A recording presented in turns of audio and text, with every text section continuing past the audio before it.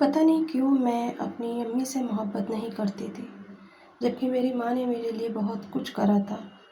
मेरे लिए उनके अंदर ऐसा लगता था जैसे एक नफ़रत कूट-कूट के किसी ने भर दी हो, सिर्फ़ और सिर्फ़ इसलिए क्योंकि मेरी माँ ने दूसरी शादी करी थी।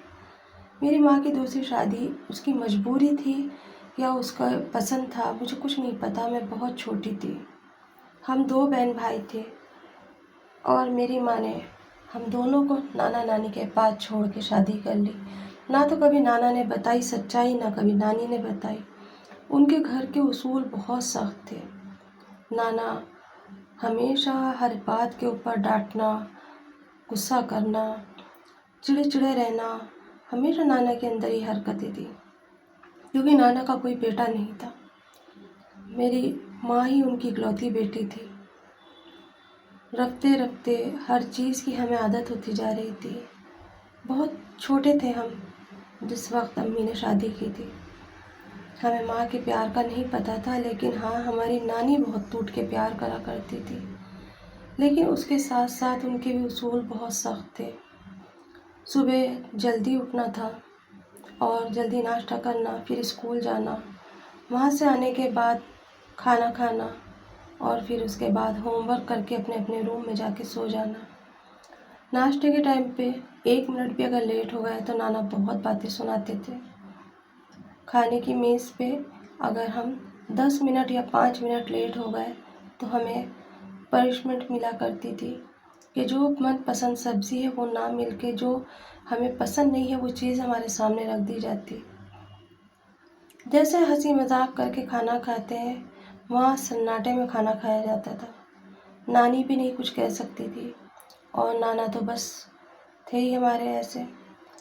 मेरी समझ में नहीं आ रहा था कि हम कैसे ज़िंदगी जिए। ये वक्त गुज़र रहा था। हमारे नाना नानी ने हमें बहुत लाड प्यार से पाला था, बहुत प्यार करते थे, लेकिन दिखावा नहीं करते थे।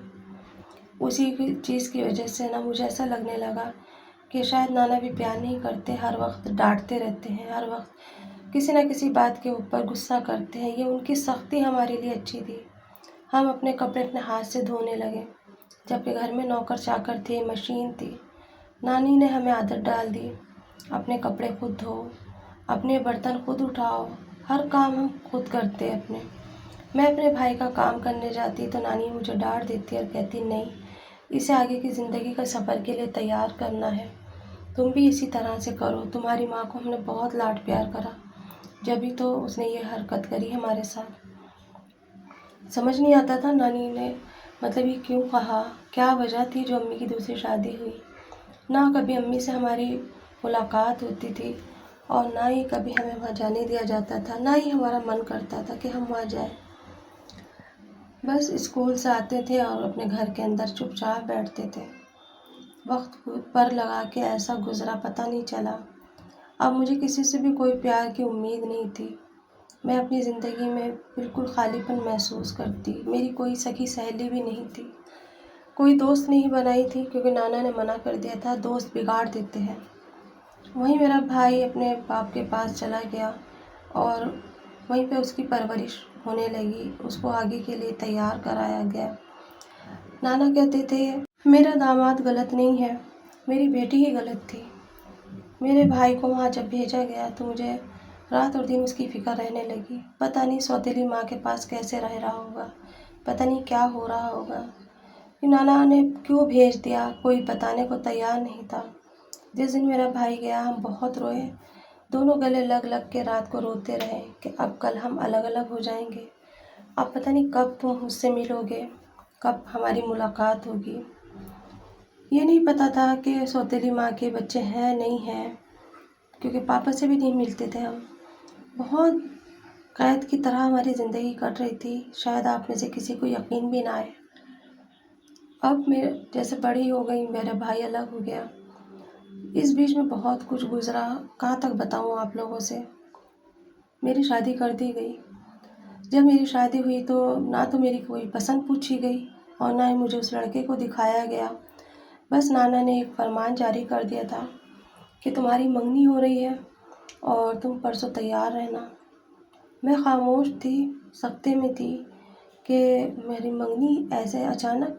फिर मैंने कहा जैसे नॉर्मल सारी चीज़ें होती हैं ऐसी ही हो रही होगी, इसी तरह से ज़िंदगी गुजरती है शायद।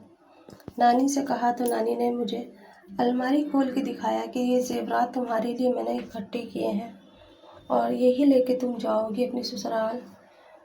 शायद नानी ने सोचा मैं खुश हो जाऊंगी, पर खुशी तो मेरे पास थी ही नहीं ना।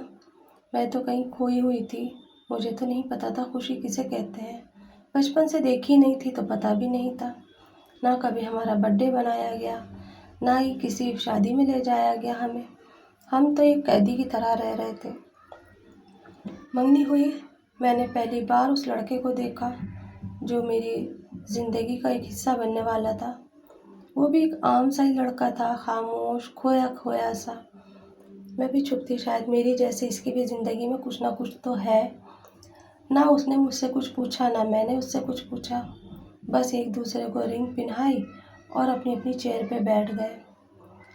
वक्त थोड़ा सा और आगे गया, शादी का वक्त नज़दीक आ गया। इस बीच में हमारी कोई बातचीत एक दूसरे से नहीं हुई। ना मैंने उससे की, ना उसने मुझसे की। बड़ा अजीब सा लगता है ये सोच करके कि एक अनजान आदमी के पास हम सारी ज़िंदगी कैसे गुजारेंगे। यही सोच सोच के मुझे घबराहट हो रही थी। अनजान लोग हैं, मैं उन्हें नहीं जानती। कैसे वक्त गुजरेगा, क्या होगा। मैं मोहब्बत की, प्यार की प्यासी थी। मुझे प्यार चाहिए था। खैर वो वक्त भी आ गया जब मेरी शादी होके मैं उस घर में गई। यहाँ से शादी के टाइम पे नानी ने मुझे बहुत सारे ज़ेवरात दी, कुछ ज़मीन का हिस्सा मेरे नाम करा। शादी बहुत अच्छे से हो गई। मेरे ससुराल वाले भी बहुत खुश थे और मेरी नानी नाना भी बहुत खुश थे।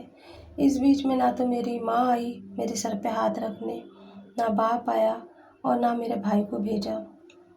शादी होके मैं अपने ससुराल पहुंच गई, पर दिल में एक कसक थी। ना मैं किसी के गले लग के रोई। हाँ, थोड़ा मेरा दिल भर आया जब नानी के गले लगी। ऐसा महसूस हुआ जैसे मैं अपनी माँ के गले लग रही हूँ। उस दिन ज़िंदगी से बहुत शिकवा था, बहुत शिकायतें लेके मैं अपने ससुराल पहुँची। यही सोचा कि एक जेल से निकल के शायद दूसरी तरफ मेरा ट्रांसफ़र हो रहा है।